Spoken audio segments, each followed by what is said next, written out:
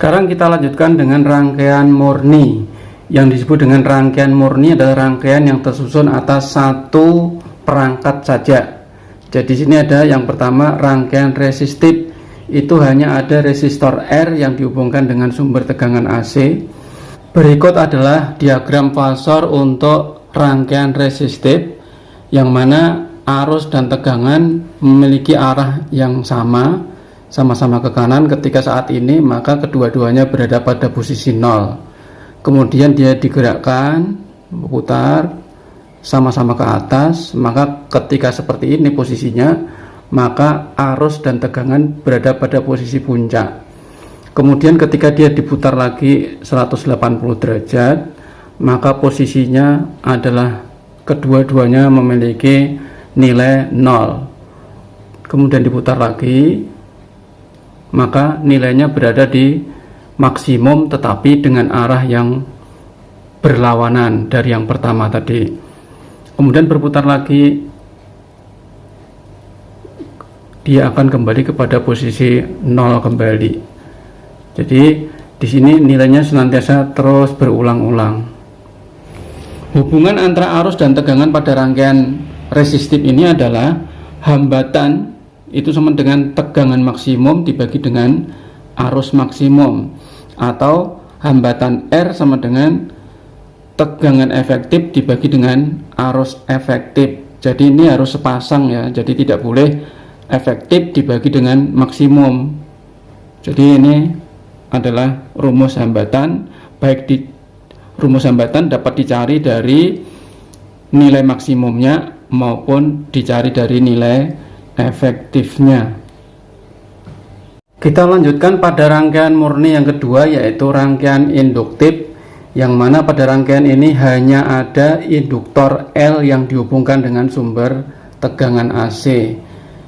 Jadi karena di dalam induktor ini dihubungkan dengan sumber tegangan AC yang memiliki arah berubah-ubah, maka di dalam induktor ini akan timbul tegangan induksi balik yang melawan penyebabnya, yang mana tegangan balik V sama dengan main E induksi. Tanda main ini artinya tegangan balik melawan penyebabnya, sehingga V sama dengan main dari E induksinya adalah main L dI per dt. Jadi ketika arus I itu sama dengan I max sin omega T, maka dI kita tuliskan menjadi V sama dengan L D dari I, yaitu I max sin omega T per dt. Jadi kalau kita turunkan persamaan ini, V sama dengan L omega, ini masuk ke muka sini ya, jadi L omega dikalikan dengan I max, turunan sin adalah cos omega T. Jadi tegangan merupakan fungsi kosinus, sedangkan arus merupakan fungsi sinus. Jadi dalam hal ini tegangan mendahului arus dengan beda fase 90 derajat. Artinya gini, ketika arus ini masih dalam posisi 0, ini tegangan sudah mencapai puncak. Kemudian ketika dia diputar 90 derajat, nah sekarang tegangannya 0, arusnya puncak. Putar lagi, sekarang tegangannya maksimum ke bawah, arusnya yang 0. Putar lagi, maka arusnya maksimum ke bawah, tegangannya 0. Putar kembali ke tempat semula, yaitu tegangannya maksimum, arusnya yang 0. Sekarang kalau kita perhatikan tegangan induksi balik, V sama dengan L omega I max cos sinus omega T, maka yang berada di depan fungsi trigonometri ini adalah merupakan nilai maksimumnya atau tegangan maksimum.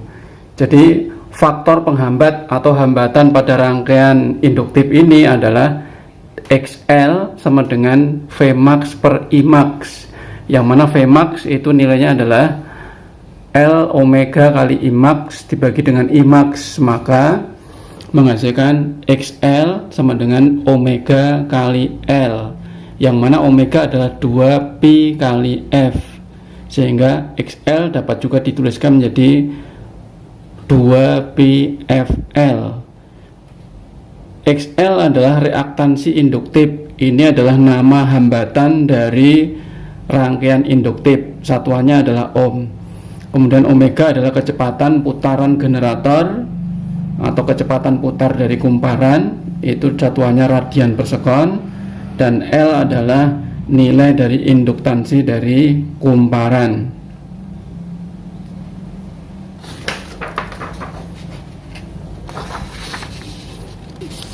Contoh soal. Suatu induktor dengan induktansi 1 Henry dipasang pada sumber tegangan AC yang memiliki frekuensi 50 Hz. Nilai reaktansi induktifnya adalah, jadi yang ditanyakan adalah reaktansi induktif atau XL. XL sama dengan, karena di sini yang diketahui adalah frekuensi, maka kita gunakan rumus 2B kali F kali L, yaitu sama dengan 2B kali 50, induktansinya adalah 1, sama dengan 100 p ohm. Maka jawabannya adalah C. C. Rangkaian kapasitif.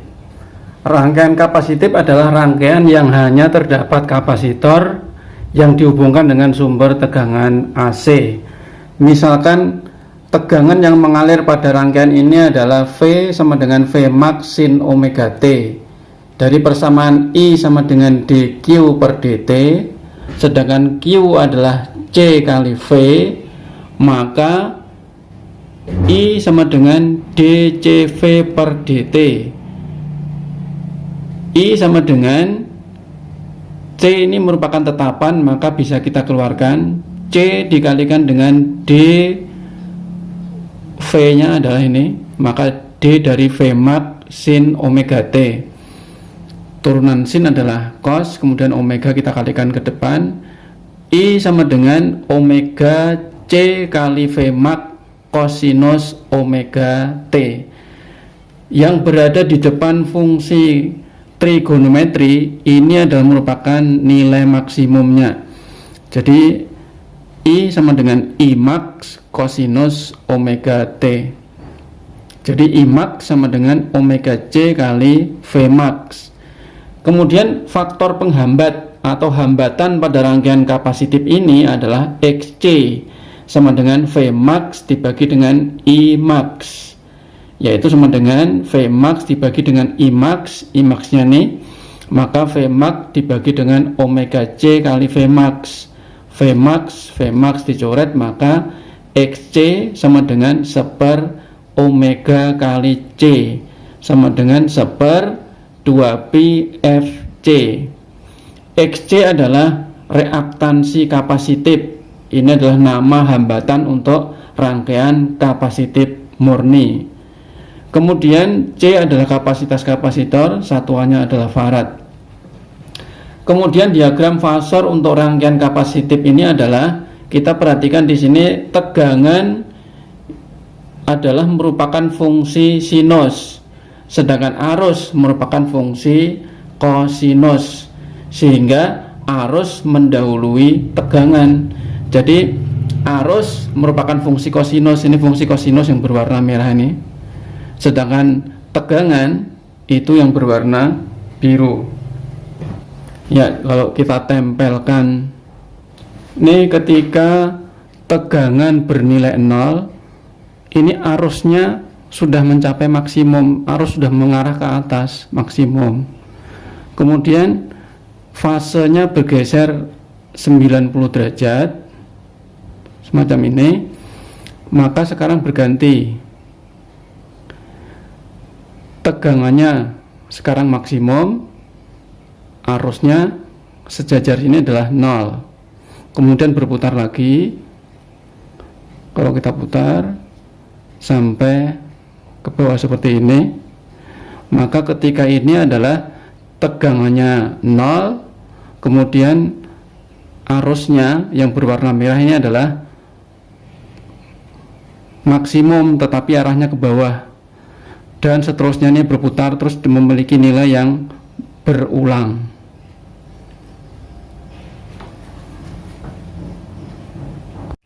Contoh soal, suatu kapasitor yang kapasitasnya 100 mikrofarad dipasang pada sumber tegangan AC yang memiliki frekuensi sudut 100 radian per sekon. Reaktansi kapasitif rangkaian tersebut adalah titik-titik. Jadi di sini kapasitor itu memiliki kapasitas 100 mikrofarad, ini adalah C, kapasitas kapasitor. Kemudian ini ada frekuensi sudut. Ini walaupun ada kalimat frekuensi, tetapi kalau kita melihat satuannya itu radian per sekon, maka ini adalah merupakan kecepatan sudut atau omega. Jadi reaktansi kapasitif ini adalah XC yang ditanyakan, sehingga kita cari XC sama dengan 1/omega kali C sama dengan 1/omeganya 100. Kemudian C nya kapasitasnya adalah 100 mikro, 100 kali 10 pangkat min 6, yaitu berarti 10 pangkat min 6 kemudian dikurangi 2 lagi sehingga menjadi 10 pangkat min 4. Kita lihat 100 dikalikan 10 pangkat min 4, maka ini tinggal 10 pangkat min 2.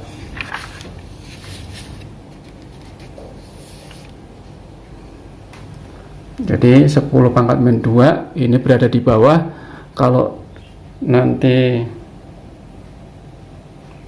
dinaikkan maka menjadi 100 ohm. Jadi jawabannya adalah E.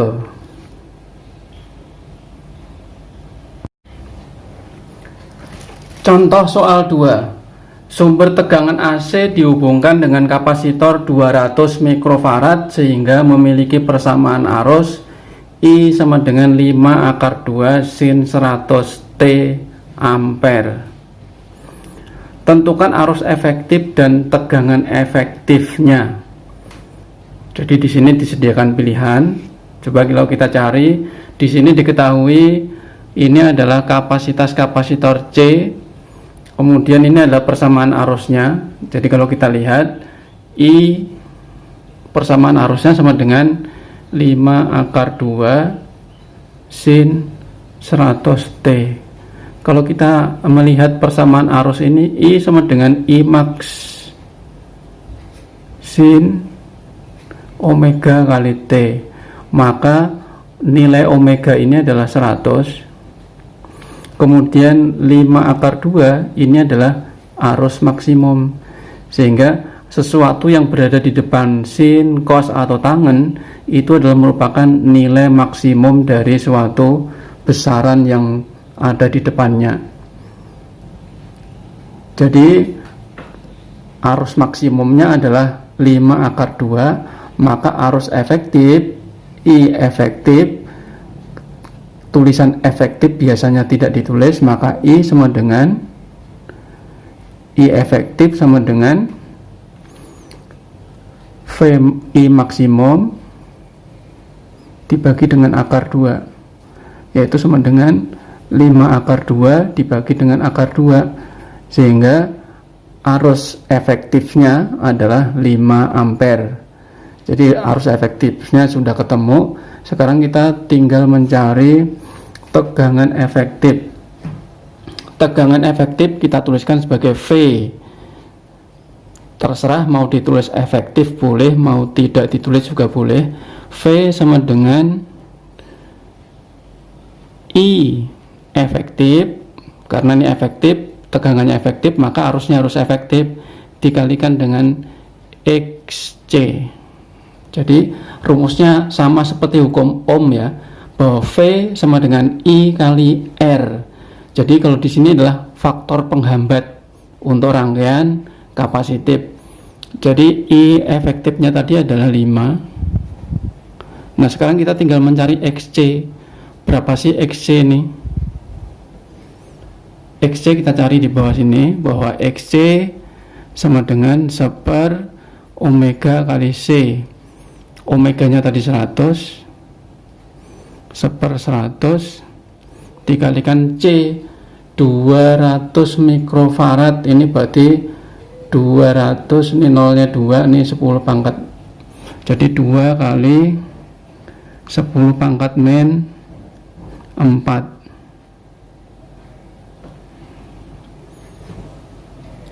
100 kali 10 pangkat min 4 itu sama dengan 1/, ini 2 nya masih ya, 2 kali 10 pangkat min 2. Nah, kita tahu bahwa perpangkatan semacam ini bisa kita naikkan, angka 2 masih tetap di bawah, nggak boleh naik. Jadi 10 pangkat min 2 dinaikkan menjadi 10 pangkat 2. 100 nilainya dibagi 2 sama dengan 50 ohm. 50 ohm ini adalah merupakan hambatannya atau reaktansi kapasitif, sehingga kalau kita masukkan sini angka 50, 5 kali 50 sama dengan 250 volt. Ini adalah merupakan tegangan efektif.